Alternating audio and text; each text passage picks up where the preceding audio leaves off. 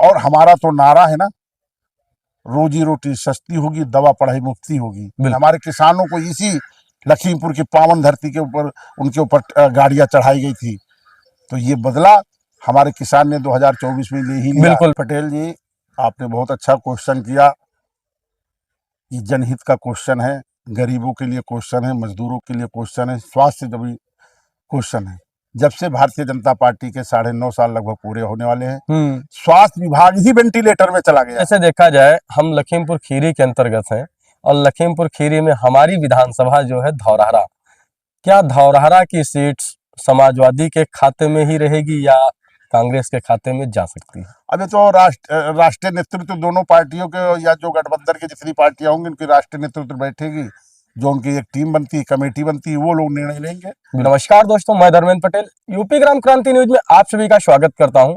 आज हमारे साथ समाजवादी पार्टी से प्रदेश सचिव अशोक गुप्ता जी, जो समाजवादी पार्टी के प्रवक्ता भी हैं, आज हमारे साथ मौजूद हैं। और आज हम बात करेंगे, धौरहरा क्षेत्र हो या हमारा उत्तर प्रदेश हो, उत्तर प्रदेश के अंतर्गत देखा जाए काफी ज्यादा समस्याएं बनी हुई हैं जो बड़े से बड़े स्तर पर है, जैसे कि शिक्षा और स्वास्थ्य, किसान और नौजवान, इन सभी के लिए भारी समस्या है। उन समस्याओं पर चर्चा की जाएगी और जो सुधार भाजपा सरकार में नहीं हो पाए हैं, जो 10 साल से 15 साल की सरकार हो चुकी है और बदलाव ना देखते हुए, जैसे इससे पहले अगर देखा जाए अखिलेश यादव जी की सरकार थी, समाजवादी की सरकार थी, उस समय स्वास्थ्य को लेकर के, शिक्षा को लेकर के काफी ज्यादा बदलाव किए जाते थे। किसानों के लिए भी बदलाव था, नौजवानों के लिए भी बदलाव था। लेकिन इस सरकार को आने के बाद दोबारा बदलाव देखने को नहीं मिल रहा है। बदलाव देखा जाता है तो सिर्फ एक ही बदलाव मिलता है, चाहे स्कूल बंद किया जाए, किसान लाइन में लग जाए, नौजवान लाठी खाए। नमस्कार भैया। नमस्कार। अपना परिचय हमारी जनता को जरूर दीजिए, जो हमारे व्यूअर्स हैं। मैं डॉक्टर अशोक गुप्ता, प्रदेश सचिव समाजवादी पार्टी एवं प्रवक्ता। जैसे दादा, जो समस्या देखी जा रही है क्षेत्र के अंतर्गत हमारे यहाँ पर, भाई ज्यादा तो हम बाहर नहीं गए हुए हैं अभी, लेकिन लोकसभा और विधानसभा धौरहरा जो लखीमपुर खीरी के अंतर्गत हमारा आता है, यहाँ पर आए दिन समस्याओं का भंडार देखने को मिलता है और कहीं ना कहीं शिकायतें भी होती हैं उन पर, लेकिन उन शिकायतों पर ध्यान नहीं दिया जाता है। जैसे शिक्षा व्यवस्था अगर देखा जाए दादा, तो बहुत ही बड़ी हमारे देश के लिए या अन्य भी कोई देश हो, वहां पर अगर शिक्षा व्यवस्था पर बढ़िया कार्य किया जाता है, जवान युवाओं को, बच्चों को शिक्षा अगर सही प्रकार से मिल जाए तो शायद वो कहीं ना कहीं कुछ कर सकते हैं। लेकिन जो प्राथमिक स्तर की शिक्षा व्यवस्था है, उस पर सवाल बहुत बड़े खड़े हो रहे हैं। जैसे स्कूलों में पंजीकृत तो बच्चों को किया जाता है 200, 300, 400, लेकिन उसके बाद माता पिता बच्चों के उठा करके उनको प्राइवेट स्कूलों में भेज देते हैं और उस पर अधिकारियों का संज्ञान नहीं होता। सिर्फ मिड डे मील निकालो या उनके नाम से कुछ भी आए वो रखो और बदलाव के नाम पर जीरो किया जाता है। इस पर आपकी सरकार जैसे अगर 27 में बनती है तो क्या बदलाव देखने को मिल सकता है शिक्षा पर? हमें यूपी ग्राम क्रांति न्यूज के सभी फॉलोअर्स को मेरा नमस्कार। विशेष करके आज मैं लखीमपुर के धौरहरा विधानसभा में बैठा हूं, उन सभी दर्शकों को मेरा नमस्कार। देखिए, जब से उत्तर प्रदेश में जी 2017 से लेकर के आज तक भारतीय जनता पार्टी की सरकार है और 12 साल की भारतीय जनता पार्टी की केंद्र की मोदी सरकार है। बिल्कुल सर। तब से लेकर के आज तक अब इनका उत्तर प्रदेश का कार्यकाल पूरा होने वाला है और आपने देखा होगा पूरे देश में और पूरे प्रदेश में जनता परेशान है, महंगाई से, भ्रष्टाचार से, बिल्कुल लूट से, हत्या से, कानून व्यवस्था से। जीरो टॉलरेंस की बात कर रहे थे। बिल्कुल सर। आज देखिए, कोई अपने को सुरक्षित नहीं महसूस कर रहा है। ना जानवर सुरक्षित है, ना इंसान सुरक्षित है, ना पेड़ पौधे सुरक्षित है। आपका तो कृषि एरिया है। बिल्कुल। और ये पावन धरती है, धौरहरा की, लखीमपुर की पावन धरती। ये बाढ़ क्षेत्र है, जैसा कि हमें बिल्कुल, जानकारी है कि ये बिल्कुल, सब बिल्कुल। बाढ़ क्षेत्र है और यहाँ लोग लगातार बाढ़ से पीड़ित हैं। बराबर। और मैं अभी लोकसभा में देख रहा था, आपके सांसद माननीय आनंद भदौरिया जी इस बाढ़ को कई बार लोकसभा में भी क्वेश्चन उठाया है और उम्मीद है कि सरकार शायद उनकी आवाज को सुनेगी, जनता की आवाज को सुनेगी और कुछ करेगी जनता बिल्कुल। के लिए। अब रही बात शिक्षा और परीक्षा की, जी, जिस तरीके से उत्तर प्रदेश की सरकार और केंद्र की सरकार केवल शिक्षा और परीक्षा नहीं, हर विषय पे फेल रही है, बिल्कुल, बिल्कुल 100% है। हर विषय पे फेल रही है। उदाहरण के तौर पे अभी आपने देखा होगा, हमारे दिल्ली पे जंतर मंतर पे बिल्कुल, हमारा जेन जी कितना बड़ा आंदोलन खड़ा हुआ बहुत और बड़ा बहुत बड़ा आंदोलन सरकार रहा। जाते जाते बच गई। बिल्कुल, बिल्कुल। प्रधानमंत्री को बचाने के लिए एक प्रधान का इस्तीफा इस्तीफा लेना हुआ पड़ा। और 2-4 दिन शायद और होता तो हमारे गृह मंत्री और प्रधानमंत्री भी जनजीव के उसमें आ जाते। बिल्कुल, बिल्कुल, तो हमारा प्रदेश और देश पूरा एकदम बेरोजगारी से त्रस्त है। बिल्कुल। लोगों की उम्र निकल जा रही, टर्म्स निकल जा रहे हैं, एग्जाम नहीं हो पा रहे हैं। वो तो है ही। बताओ, पूरे देश में 155 से ज्यादा पेपर लीक हो चुके हैं इसीलिए तो बोलते हैं ना, जो सरकार है वो लीक सरकार बन गई। और हमारे प्रदेश में जो जीरो टॉलरेंस की बात करते हैं, बिल्कुल, 3 दर्जन से ज्यादा यहाँ के पेपर लीक आउट हो चुके हैं। बिल्कुल, बताइए, माँ बाप बच्चों के ट्यूशन कोचिंग इतनी महंगी है, कॉपी किताब महंगाई, रबड़ कटर पेंसिल बस्ता इतना महंगा है।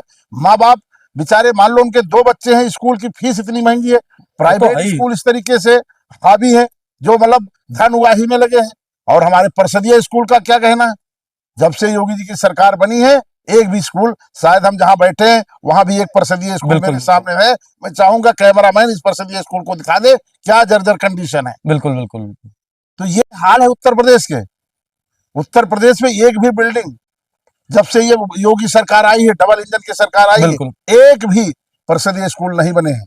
अभी आपको ध्यान होगा पटेल जी, उत्तर प्रदेश में एक टेंडर हुआ है फर्नीचर का। अच्छा, अच्छा। हाँ, इसका जो परिषदीय स्कूलों का फर्नीचर का वो हुआ है, उसमें 18 करोड़ किसी जिले में, 14 करोड़ किसी करोड़, 12 करोड़ वो भ्रष्टाचार का भेंट चढ़ गया। नहीं, वो जो दिया गया है फर्नीचर के लिए, लेकिन अगर यहाँ विद्यालयों में अगर जाकर के देखा जाए तो बच्चे आज भी जमीन पर ही बैठते हैं। जमीन पे वो गया कहाँ?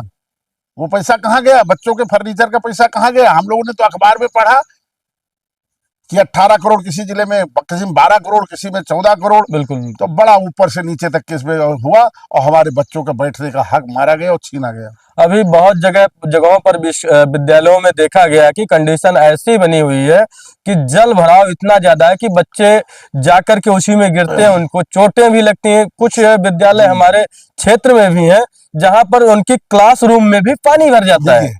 क्या है कि जब से योगी सरकार आई है, शिक्षा के क्षेत्र में तो एकदम जीरो काम किया। बिल्कुल। जो हमारी बिल्डिंगें पहले से बनी थी वो जर्जर कंडीशन में हो गई है। अब बरसात का मौसम है, बारिश होती है, बिल्कुल, पूरा छत पानी बच्चों को आपने देखा होगा तमाम सोशल मीडिया के माध्यम से, बड़े चैनल तो दिखाएंगे नहीं ना, सोशल मीडिया के माध्यम से, यूट्यूबर के माध्यम से आपने देखा हो, बच्चे बेचारे अपना बस्ता लेकर के इधर छिप रहे हैं, उधर छिप रहे हैं, गर्मी में पेड़ के नीचे बैठ रहे हैं। चले जाइए देख लीजिए, अभी किसी भी स्कूल में लाइट की व्यवस्था नहीं है, लाइट नहीं, पंखा नहीं है, नीचे बैठने के फर्श नहीं है, बिल्कुल, स्कूल तक आने की रोड नहीं है। बताइए बच्चे, आपने अभी सोशल मीडिया पे देखा होगा, अब हमारा अल्फा जेन भी रोड पे आ गया है, रोड पर आ गया है, छोटे छोटे बैठा हुआ है, जिसको कहते हैं दूध पिए बच्चे। बिल्कुल, अभी उनकी उम्र है दूध पीने की, लेकिन वो बेचारे रोड पे आ गए हैं कि हमारा स्कूल, और केवल वो मांग करते हैं हमारा स्कूल अच्छा बना दीजिए, हमारा स्कूल अच्छा बना दीजिए, हमें शिक्षा बेहतर दिला दीजिए, हमारा शिक्षा अच्छा दीजिए। अब बताइए, जब योगी सरकार ने, हमारा ये कानून है, बिल्कुल शिक्षा, बिल्कुल बिल्कुल शिक्षा हमें, हमारा एक कानून है, शिक्षा हासिल करने का हमारा कानून है, वो हमारे संविधान में लिखा है, बिल्कुल अधिकार है, बच्चे दूर न जाएं। और क्या, 1 किलोमीटर में हमारा शिक्षा की नीति है, उसमें वो नियम बनाया गया था, बिल्कुल, कि 1 किलोमीटर। बताइए, अब ये गन्ना का खेत लगा है, मैं चारों तरफ देख रहा हूँ, बिल्कुल बिल्कुल, हमारे बच्चे, बताइए, यहाँ बाघ और भालू का भी और बहुत ज्यादा आतंक है। हमारे धौरारा लोकसभा और विधानसभा धौरारा के अंतर्गत देखा जाए तो तकरीबन 4 से 5 मौतें तो इसी बार हो चुकी हैं, इसी बार हुई है। अभी मैं देख रहा था आपके सांसद जी जो आनंद भदौरिया जी हैं, किसी से मिलने गए थे, उसके ऊपर बाघ का यहाँ का एक हमला हुआ। हाँ हमला हुआ। कुछ दिन पहले हमारे आदरणीय राष्ट्रीय अध्यक्ष पीडीए जननायक श्री अखिलेश यादव जी ने पार्टी कार्यालय में एक वो उसके ऊपर चीता ने हमला कर दिया था, तो उसको लड़ करके अपनी जान बचाई। धौरारा का ही था हमारे। अब बताइए हमारी बेटियां हमारे बच्चे 3 किलोमीटर तक कैसे दूर चली जाएंगी इस गन्ना के खेत में, और जहाँ पे चलने का रास्ता नहीं, केवल कीचड़ है, पानी भरा हुआ है। रास्ते की अगर हम बात करें तो हमारे क्षेत्र में 2 ग्राम पंचायत ऐसी है जो जिन रास्ते की वजह से उनका बरसात में आवागमन बाधित हो जाता है, और अगर किसी भी प्रकार की वहां पर इमरजेंसी हो जाए, जैसे मान लो महिलाओं की डिलीवरी अगर आ रही है, तो उनको कंधों पर लाना पड़ता है। ऐसी स्थिति है रास्तों को लेकर के। बताइए कितना मतलब दुखदाई बात है ये। अभी बताइए लोकसभा के चुनाव में सर हमने देखा हुआ था कि 6 ग्राम पंचायतें ऐसी थी जो अपने मुद्दों को लेकर के मतदान नहीं किया हुआ था, जिसमें 2 सिर्फ रास्तों के लिए थी। बताइए लोग बहिष्कार कर रहे हैं, चुनाव का बहिष्कार, जो उनका मूलभूत अधिकार है बिल्कुल, उसको भी बहिष्कार कर रहे हैं कि मेरी रोड बन जाए। एक रोड के लिए इतना लड़ना पड़ रहा है, और उसके उपरांत भी उस पर कार्य आज भी नहीं किया गया है। जब से भारतीय जनता पार्टी की सरकार आई है, पूरे देश पूरे प्रदेश में आरएसएस के बड़े बड़े कार्यालय बन रहे हैं। बिल्कुल भारतीय जनता पार्टी के कार्यालय बन रहे हैं। मैं आपके माध्यम से आरएसएस वाले से पूछना चाह रहा हूँ, बिल्कुल इनका कोई अपनी ना सैलरी है ना कोई इनका इनकम है। ये बड़ी बड़ी बिल्डिंगें, बड़े बड़े कार्यालय 5 स्टार की तरह इनका हर जिले में कार्य कहाँ से बन रहा है? बताइए पैसा कहाँ से पैसा आ रहा है? आप तो कोई काम करते नहीं हो भाई। बिल्कुल, आप चाय मांग के पीते हो, खाना मांग के खाते हो, और आपका कार्यालय देखिए 5 स्टार होटल मतलब उसके सामने फेल है। तो ये सब आने वाले समय में इसको देखने वाली चीज है, और जनता इस बात का जवाब देगी जरूर। इस पर जैसे हमने अभी एक पहला क्वेश्चन किया हुआ था कि 27 में अगर समाजवादी की सरकार बनती है तो क्या इन पर बदलाव किया जाएगा? पटेल जी थोड़ा शिक्षा पे बात रह गई थी, तो उसको पूरा कर ले। बिल्कुल, पूरे देश में 1 लाख से ज्यादा परिषदीय स्कूल भाजपा की सरकार, डबल इंजन की सरकार ने बंद कर रखा है। नहीं, वहां पर अगर देखा जाए तो शराब की दुकानें ज्यादा खुली हाँ, मधुशाला खुल रहे हैं, पाठशाला बंद हो रहे हैं, क्योंकि बच्चों के लिए जो शिक्षा थी, शिक्षा को हटा करके नशे की तरफ भेजा जा रहा है। अकेले यूपी में बिल्कुल 26,000 से ज्यादा परिषदीय स्कूल महाराज जी ने बंद करा दिया है मर्जर के नाम पे, जिसको मर्ज कराया जा रहा है।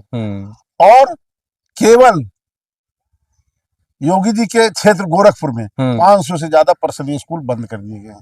बताइए हमारा बच्चा कैसे 3 किलोमीटर 4 किलोमीटर जाएगा? बिल्कुल, ये बहुत गंभीर विषय है।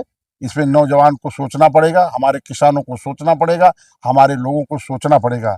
और ये जब से सरकार, जालिम सरकार आई है, शिक्षा पे इतना बड़ा हमला हो रहा है कि सोचा नहीं जा सकता है। बिल्कुल, बताइए उन जो जितने स्कूल हैं उसमें केवल 1 टीचर है, 1 टीचर से 5-5 क्लासें चल रही हो। तो अभी के टाइम हम अगर बात करें अपने धौरारा विधानसभा में, हमारी ब्लॉक ईसानगर पड़ती है।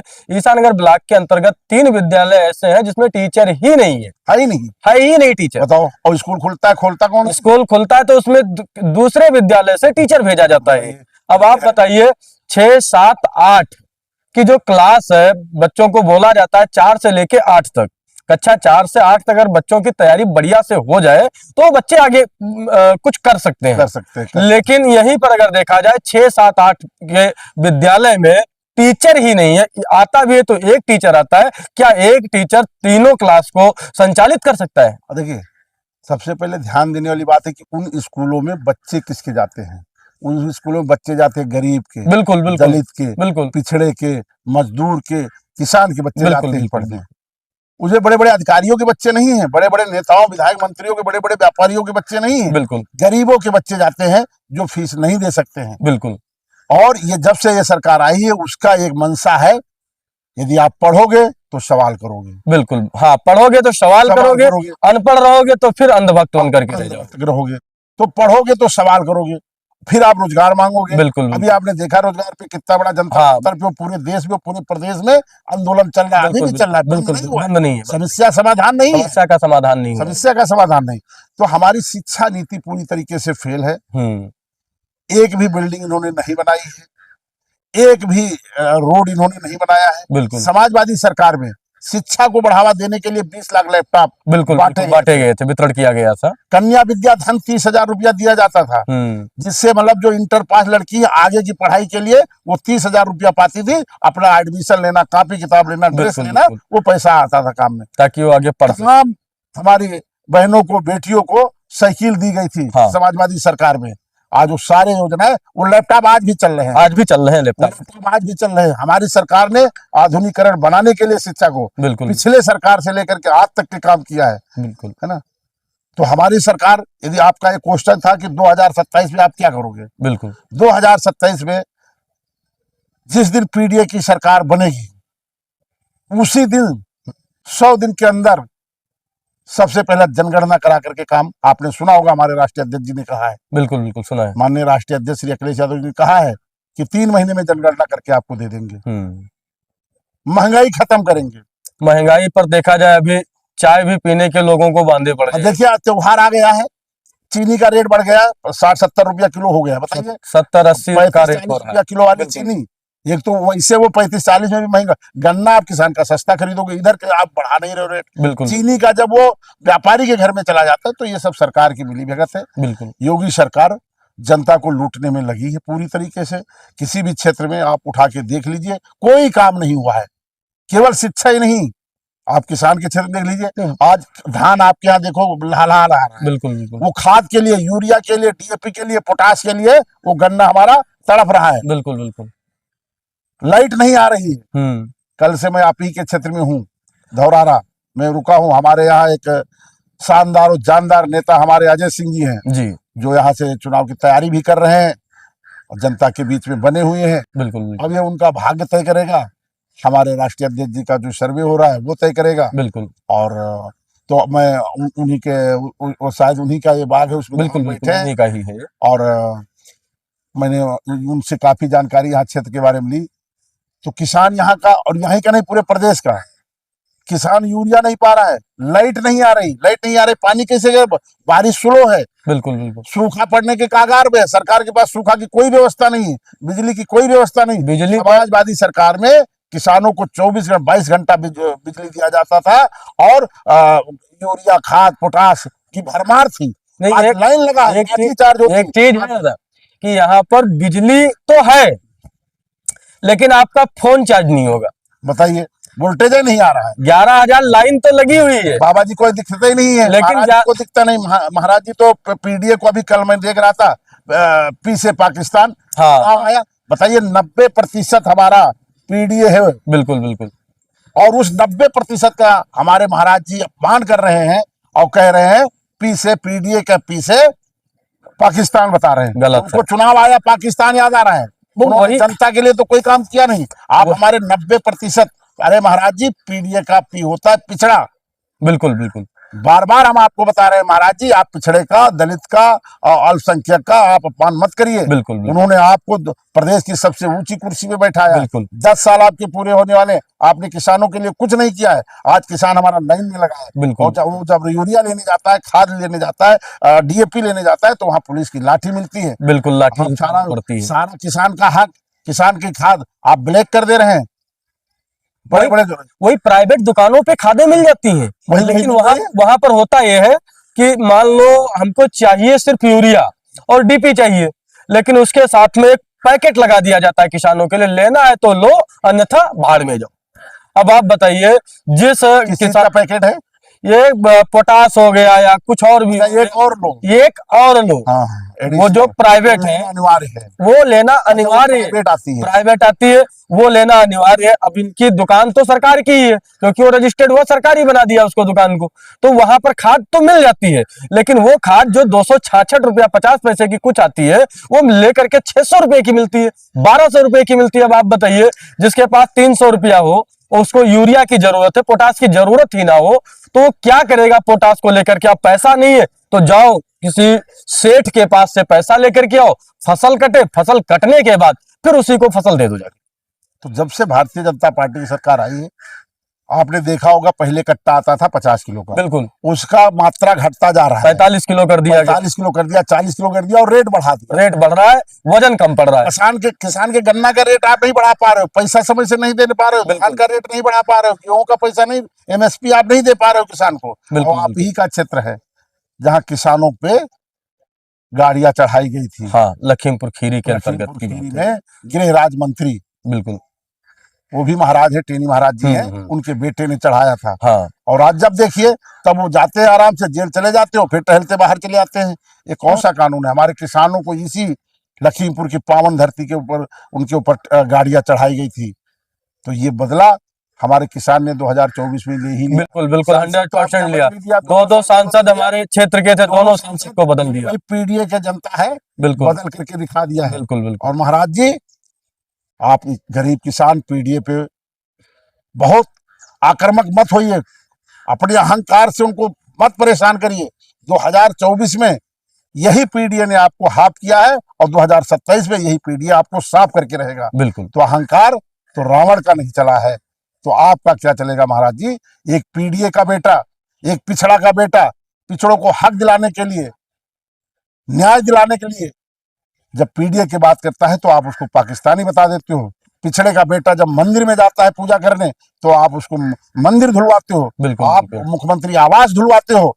आज तक के किसी ने तमाम मुख्यमंत्री आए, बिल्कुल बिल्कुल किसी ने मुख्यमंत्री आवास के अंदर मंदिर नहीं बनवाया। बिल्कुल। वो पीडीए बेटा, पीडीए जननायक आदरणीय अखिलेश यादव जी ने जब मुख्यमंत्री थे तो मुख्यमंत्री आवास कालिदास 5 पे अंदर मंदिर बनवाया।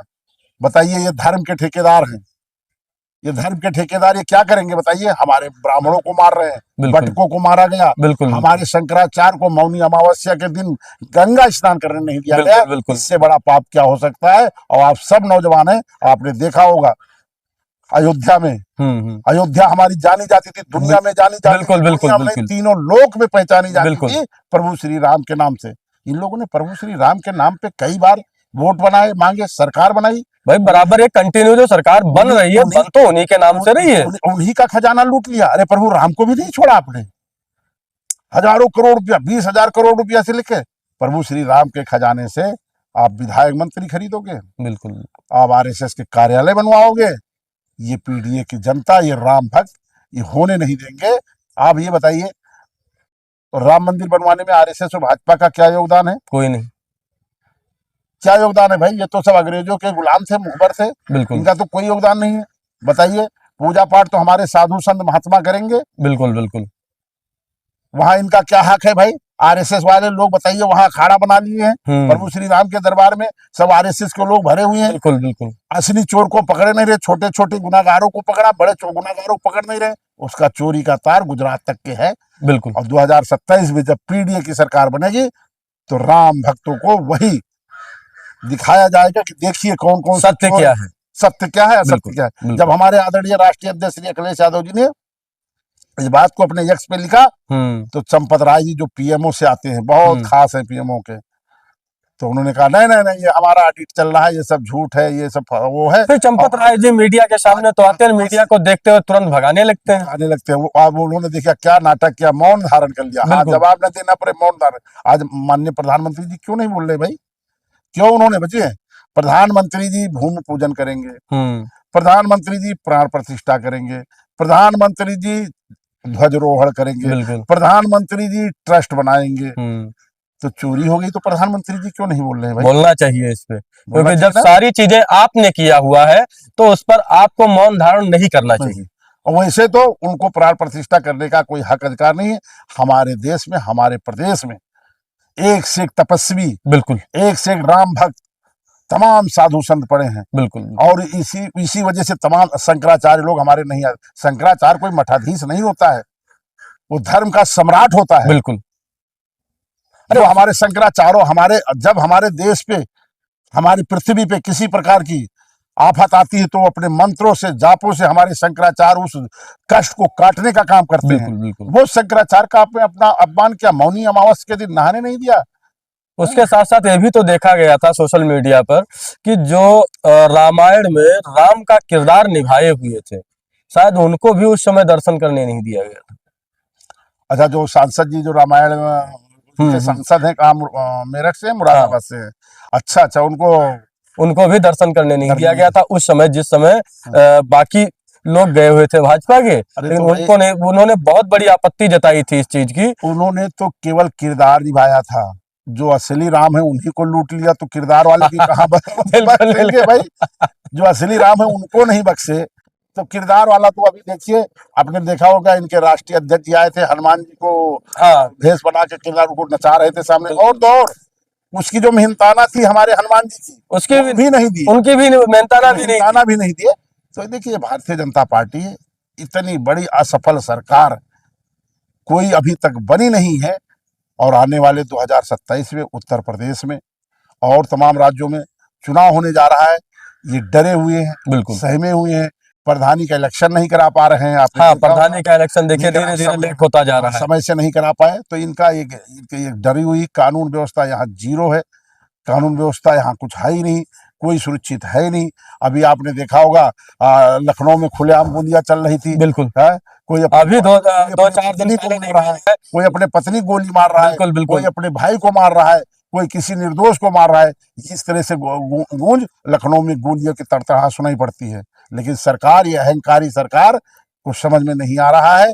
जब 2027 में चुनाव होगा तो यही जनता बिल्कुल इनको मुंह तोड़ जवाब देगी। आज महंगाई कहाँ पहुंच गया है, बेरोजगारी कहाँ पहुंच गई, भ्रष्टाचार कहाँ पहुंच गया, जीरो टॉलरेंस की बात करते हैं, कोई सुरक्षित नहीं है। कहा हम लोग यहाँ बैठे हैं, अभी हम लोग को पता नहीं क्या हो जाए। बिल्कुल बिल्कुल ये है कोई भरोसा नहीं। टॉलरेंस के व्यवस्था। संविधान को ये बदलना चाह रहे थे, लेकिन पीडीए की ताकत ने इनको अल्पमत मिला दिया और संविधान नहीं बदल पाए। लेकिन इनकी वो रणनीति अभी खत्म नहीं हुई है। ये संविधान को बदलना चाह रहे हैं। अच्छा। एक संविधान जो इनके वहां लिखा रखा है, कहा इनका कार्यालय नागपुर, वहां लिखा रखा है, ये अपना संविधान लागू करना चाह रहे हैं, लेकिन ये लागू नहीं करा पाएंगे। बाबा साहब भीमराव अंबेडकर जी के जो दिया हुआ हक अधिकार है, इस हक अधिकार से आज हम यहाँ स्वतंत्र होकर के बोल रहे हैं, नहीं डर रहे हैं, और वो संविधान को हम लोग लागू नहीं करने देंगे। ये पीडीए की जनता लागू नहीं करने देगी। इनका मनीषा जो है, ये संगी साथियों का जो मनीषा है, वो मनीषा कभी, अनरजिस्टर्ड लोगों का मनीषा कभी पूरा नहीं होगा। ये जनता है, ये हमारे देश की जनता है, ये जागरूक हुई है। एआई का जमाना अब है। अब एआई के जमाने में आप किसी को झुठला नहीं सकते, गुमराह नहीं कर सकते। आप कितनों पढ़ने न दो हमारे गरीब को, लेकिन हमारा गरीब पढ़ करके रहेगा। वो तो है ही। जब आदरणीय अखिलेश यादव जी की सरकार थी, अभी आप हमसे क्वेश्चन किए थे आप क्या करेंगे, तो आदरणीय अखिलेश यादव जी ने मॉडल स्कूल बनवाया था। हाँ, मॉडल स्कूल आपने सुना होगा, लखनऊ में मॉडल स्कूल बनवाया, इटावा में मॉडल स्कूल, कई जिलों में उन्होंने मॉडल स्कूल बनाया था। और उसी तर्ज पे हम लोग पूरे प्रदेश में स्कूल बनाएंगे। और सब जो हमारा शिक्षा नीति है, 1 किलोमीटर पे स्कूल चलने का, वो शिक्षा नीति लागू करके, और सभी गाँव और कस्बा के सभी जिलों के स्कूलों को मॉडल स्कूल बना करके उनको प्राइवेट से भी ज्यादा आधुनिक बनाएंगे, जिससे हमारा दलित, पिछड़ा, कमजोर, किसान, और तो और आपको बता दें, हमारे राष्ट्रीय अध्यक्ष जी उस वक्त मुख्यमंत्री थे, 12 से 17 वाली बात बता रहा हूँ। तो हमारे यहाँ 18 मंडल है, 6 मंडल में या 5 मंडल में विश्वविद्यालय नहीं था। तो मैंने एक साधारण कार्यकर्ता, मैंने लिख करके दिया, क्योंकि मेरा एक संगठन चलता है पीएचडी धारकों का, समाजवादी शोध परिषद से, जिसकी आज लगभग 20,000 सदस्य है पूरे प्रदेश में, जो पीएचडी किए हुए हैं, उनका एक संगठन है। अच्छा। समाजवादी शोध परिषद के नाम से। वो 20,000 लोग हैं जो पढ़ाते हैं, डिग्री कॉलेज में, स्कूलों में पढ़ाते हैं, उनका काम ही पढ़ाना। बिल्कुल बिल्कुल। हमने पता किया कि आखिर में कितने स्कूलों में और कितने मंडलों में यूनिवर्सिटीज नहीं, 5 मंडल या 6 मंडल में नहीं थी। राष्ट्रीय अध्यक्ष जी को एक उनने कागज लिया, लिख करके दिया, उस पे उन्होंने अमल किया और उन मंडलों में विश्वविद्यालय बनाने का काम कार्य किया गया। ये है हमारी शिक्षा नीति। हमारे जौहर विश्वविद्यालय आपने देख लीजिए, इनकी 10 साल से सरकार है। कोई विधायक मंत्री बता दे कि रामपुर के जौहर विश्वविद्यालय से कोई के तर्ज पे एक भी कोई स्कूल या यूनिवर्सिटी या कॉलेज बनाया हो। जौहर विश्वविद्यालय आधुनिक विश्वविद्यालय है। बिल्कुल, बिल्कुल। और उसमें सब गरीब के बच्चे पढ़ते हैं, बहुत कम फीस है उसकी, मिनिमम सारी सुविधाएं, वो इनको खलता है। उसको भी बंद कराने के लिए रोज सीबीआई, रोज न जाने क्या क्या वो लगाते हैं। लेकिन जनता ने देखा, इनका बुलडोजर पहुंच चुका था, लेकिन जनता जो हमारा जागरूक हो चुका है, नौजवान जागरूक हो चुका है, उसने तोड़ने नहीं दिया। और वो विद्या का मंदिर है, ज्ञान का मंदिर है। वो बिल्कुल, जानते बिल्कुल। हैं यहाँ का जो बच्चा होगा, तालीम किया हुआ बच्चा होगा, वो आपसे क्वेश्चन करेगा, प्रश्न बिल्कुल, करेगा, बिल्कुल, इसलिए आप बिल्कुल, पढ़ने बिल्कुल। नहीं देना चाह रहे हैं। आप बता दो हमको, आपके चैनल के माध्यम से हम किसी दिन सुन ले, इनका कोई नेता बता दे कि उतना अच्छा है विश्वविद्यालय पिछले 5 साल में, पिछले 10 साल में इन्होंने बनाया हो। नहीं बिल्कुल। बनाया। हम लोग विश्वविद्यालय बनाएंगे, स्कूल बनाएंगे, और इतना नहीं, हर ब्लॉक में डिग्री कॉलेज, ये मेरा व्यक्तिगत सुझाव है हम्म। अपने नेता को, बिल्कुल, बिल्कुल। कि जिस दिन समाजवादी सरकार बनेगी, मैं अपील करूंगा अपने राष्ट्रीय नेता से, आज ये अखिलेश यादव जी से, कि हर ब्लॉक में मल्टी सब्जेक्ट बिल्कुल, आधुनिक डिग्री कॉलेज बनवा दीजिए।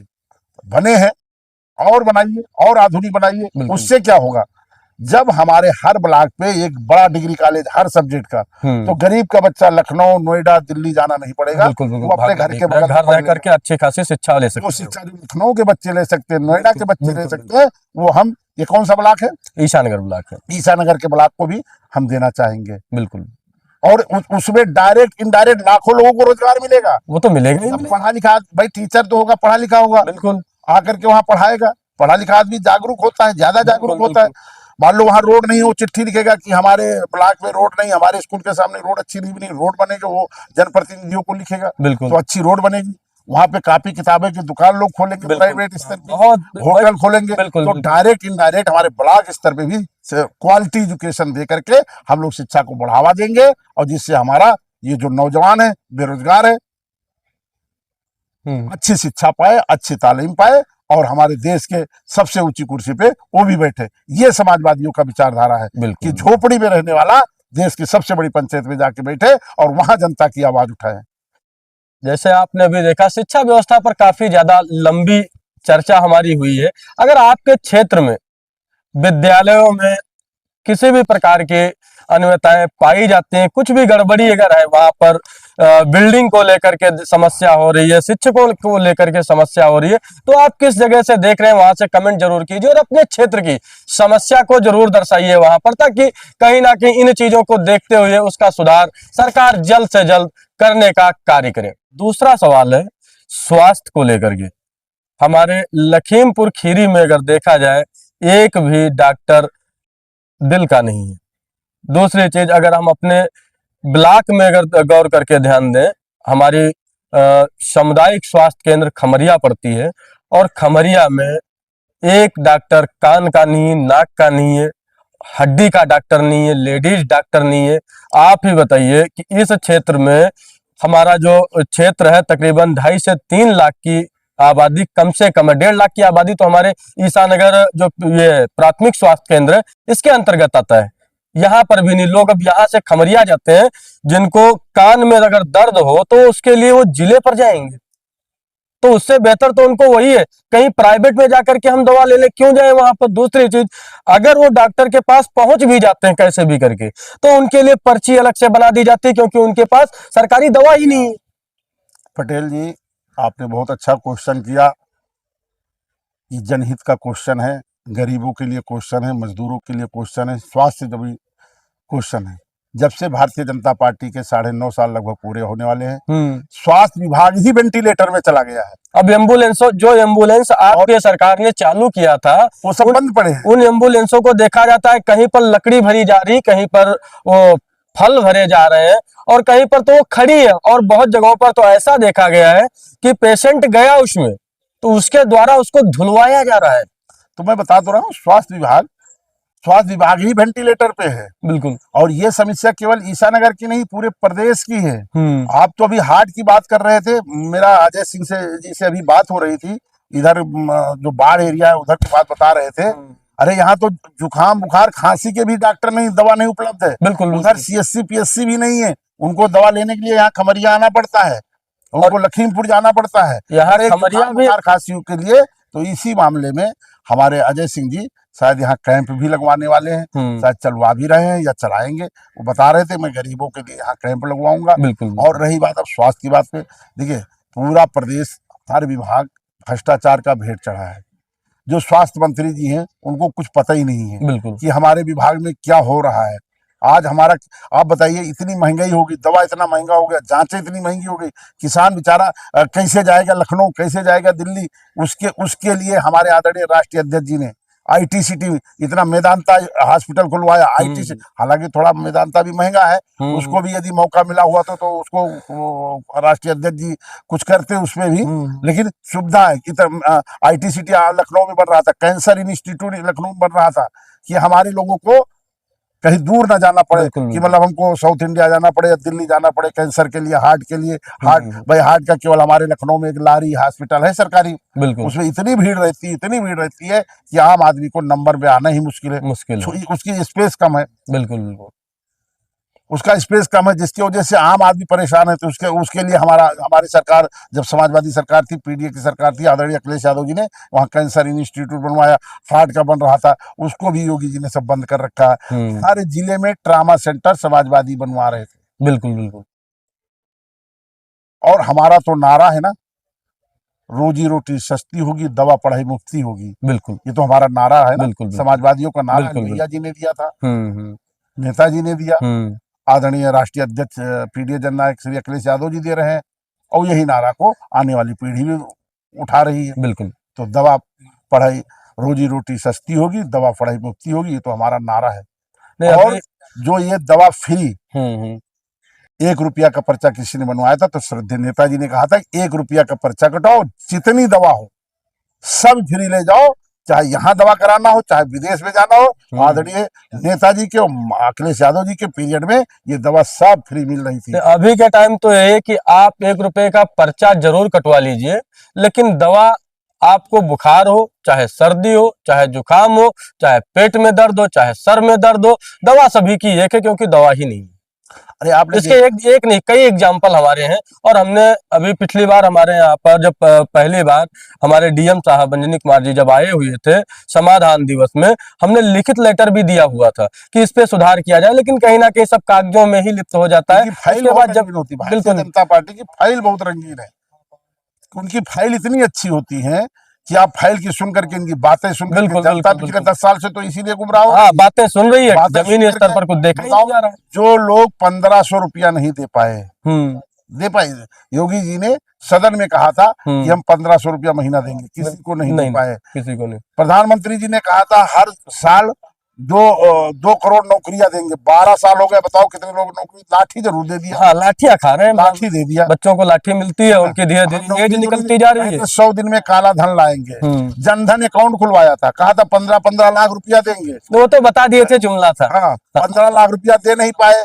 1500 रुपया नहीं दे पाए, अब 50,000 का जुमला, 50,000 का जुमला आया हुआ है।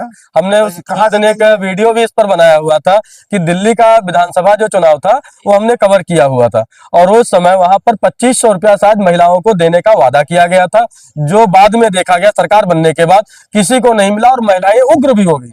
उसके बाद वहां पर देखा गया बिहार में जिन महिलाओं के खाते में आया, कुछ 1-2 महिलाओं का तो वीडियो सोशल मीडिया पे वायरल हुआ था, जो भाजपा का झंडा लेकर के बढ़िया डांस करती हुई थी, लेकिन जब उनके घर पर बुलडोजर चला तब चिल्लाना चालू कर दे कि नहीं, ये सरकार ही बेकार है, गलती हो गई। पहली बात तो कुछ लोगों को दिया भी बिहार में, और बाद में चुनाव बाद वापसी का उनके घर में लेटर जाने लगा, नोटिस भी गया। तो ऐसा उत्तर प्रदेश में भी हो सकता है। तो उत्तर नहीं, ये तो दे ही नहीं पाएंगे। अब राम के मंदिर में चोरी हो नहीं पाएगी, हमारे राम भक्त जान गए हैं। राम मंदिर में नहीं होगी तो दूसरे मंदिर में हो जाएगी। हम लोग यहाँ, अरे क्यों, वहाँ केदारनाथ में हुआ नहीं था चोरी, उनका सोने की परत की दीवार थी, वो सब गायब। बड़े बड़े मंदिरों से देखा जा रहा है सोशल मीडिया पर आए दिन कि बड़े बड़े जितने भी मंदिर हैं, हर मंदिरों में चोरी का डंका बजा हुआ है। अब देख लीजिए, तमाम हमारे मंदिर तोड़ी गई हैं। बिल्कुल भाई, जो बनारस में आंदोलन हुआ, हमारे अभिमुक्तेश्वर महाराज जी जो शंकराचार्य, उन्होंने आंदोलन किया, उन्होंने हजारों मंदिर तोड़ करके आपने कॉरिडोर बनाया। बिल्कुल, हजारों छोटी छोटी मंदिर। मेरे शंकराचार्य का, मेरे सनातन धर्म में ये कहना होता है, ये मानना होता है, और यही सिद्धांत है कि छोटे भी रहेंगे, बड़े भी रहेंगे। बिल्कुल बिल्कुल, ये नहीं कि आपको बड़े को रखने के लिए छोटे को एकदम खत्म कर दो। नहीं तो इनकी सरकार की जो नीति है, जो भाजपा सरकार की नीति अगर देखी जाए, कहीं ना कहीं छोटे को ही खत्म करने का ही कार्य किया, हो चाहे मंदिर हो, चाहे छोटा कोई व्यक्ति हो। आज क्या हो रहा है पूरे देश में, पूरे प्रदेश में गरीब और गरीब होता चला जा रहा है, बिल्कुल अमीर और अमीर होता अमीर चला होता जा रहा चला है। गरीब और अमीर के बीच में इतनी बड़ी खाई हो गई है कि इस खाई को पाट पाना बहुत मुश्किल हो गया है। बिल्कुल तो इस सब चीजों को खत्म करने के लिए आपको समाजवादी विचारधारा अपनाना पड़ेगा। बिल्कुल बाबा साहब ने जो संविधान दिया है उस पर चलना पड़ेगा। बिल्कुल आपको गरीबों का साथ खड़ा होना पड़ेगा। आपको महिलाओं की सुरक्षा पे ध्यान देना होगा। बिल्कुल ये सब करने के बाद ही हमारा प्रदेश और देश तरक्की की ओर आएगा। जिस दिन हमारा गांव तरक्की में आ गया उस दिन हमारा शहर तरक्की में हो जाएगा। जब जब देश पे संकट आया, आर्थिक संकट, तो हमारे किसानों ने मजबूती के साथ खड़े होकर के आर्थिक संकट से हमको बचाया है। बिल्कुल उस किसान का आज ये दुर्दशा आप कर रहे हो, उसको इलाज कराने का पैसा नहीं है, इलाज कराने का अस्पताल नहीं है। बिल्कुल। अस्पताल है, आपने देखा हो जन औषधि केंद्र, वहां चले जाए कोई मतलब की दवा नहीं। जन औषधि केंद्र की हमने वहाँ हमारे प्रधानमंत्री जी का इतना बड़ा फोटो लगा रहता है। बिल्कुल है, आप उसके जाते हैं कि हमें दवा मिली, कोई मतलब की दवा नहीं है। जन औषधि केंद्र हमारे खमरिया सामुदायिक स्वास्थ्य केंद्र में बना हुआ है। हमने पिछली बार टिप्पणी भी किया था उस पे। जन औषधि केंद्र का मैं वीडियो भी दिखाऊंगा इसमें कि उस औषधि केंद्र में कितनी औषधि है और उसका जो संचालक करता है ना वो है, ना जन औषधि में दवा है, सिर्फ नाम का बोर्ड लगा हुआ है, कागज पर दवाइयां बिक रही हैं। पेट्रोल पंप वाली होर्डिंग तो उतर गई। बिल्कुल बिल्कुल आपने देखा होगा हर पेट्रोल पंप पे माननीय प्रधानमंत्री जी की फोटो लगी रहती थी। पता नहीं कौन कौन सी योजनाएं लिखी थी, कोई योजना गांव नहीं पहुंच रही थी, घर में नहीं पहुंच रही थी। कुछ नहीं। अब जन औषधि पे लगा है, वहां पे भी दवाई नहीं मिल रही है। अब वो भी जनता हटा देगी, किसी ना किसी दिन हटा ही देगी। हटा देगी। और अंतिम में यही बात है कि 2027 में उत्तर प्रदेश में और अन्य 7 प्रदेशों में चुनाव होना है। समाजवादी नीतियों पे चलते हुए सभी युवाओं को, सभी बेरोजगारों को, किसानों को, मजदूरों को पीडीए की सरकार बनानी चाहिए और बनाएगी। और 2027 में जितने सवाल हुए हैं, बिल्कुल पटेल जी आपने जितने सवाल दिए हैं, बिल्कुल वो एक दिन मोहम्मद अजहरुद्दीन हमारे क्रिकेटर थे, कैप्टन थे, उनका बल्ला नहीं चल रहा था, तो लोग उनसे क्वेश्चन करते थे, तो उन्होंने कहा था मेरा बल्ला बोलेगा। तो पटेल जी ये पीडीए की सरकार जिस दिन बनेगी 2027 में, ये सारे चीजें जो हैं जनता के हित के, उसको कर करके, चाहे रोड हो, चाहे बिजली हो, चाहे पानी हो, चाहे खाद हो, चाहे शिक्षा हो, चाहे परीक्षा हो, बिल्कुल चाहे सुरक्षा हो, सब पे काम करके समाजवादी सरकार दिखाएगी और तब राम राज आएगा। बिल्कुल बिल्कुल दैविक भौतिक सुख तब मिलेगा। ये राम राज का नारा लगाते हैं, राम पे वोट मांगते हैं और राम को ही लूट लेते हैं। ये बहुत दुर्भाग्यपूर्ण है हमारे सनातनियों का। अब बहुत अपमान हुआ है, हमारी अयोध्या कलंकित हुई है, हमारी अयोध्या कलंकित हुई। बिल्कुल हम लोग मानना था कि जब कोई गलती कर बैठे तो जाकर सरयू में स्नान कर लेता था, तो उसका पाप धो जाता था। ये हमारे उसमें धर्म के उसमें है, लेकिन आज इन लोगों ने अयोध्या को कलंकित कर दिया है। तो अयोध्या को कलंकित करने वाले को 2027 में, देखिए 2 तरह के सनातनी हैं। बिल्कुल, एक राम को खजाना को बचाने वाले, एक लूटने वाले, खजाना को लूटने वाले। तो जो हमारा पीडीए है वो राम के खजाना को बचाएगा। और हमारा और मानना है, हमारे राष्ट्रीय अध्यक्ष जी कई बार कह चुके हैं कि अरे भाई जो आप लोगों ने लूट लिया उसको उठा करके रख दीजिए वही। और तो और आपको बता दें जो 80 लाख रुपया बरामद हुआ था उसमें से भी 5 लाख गायब है।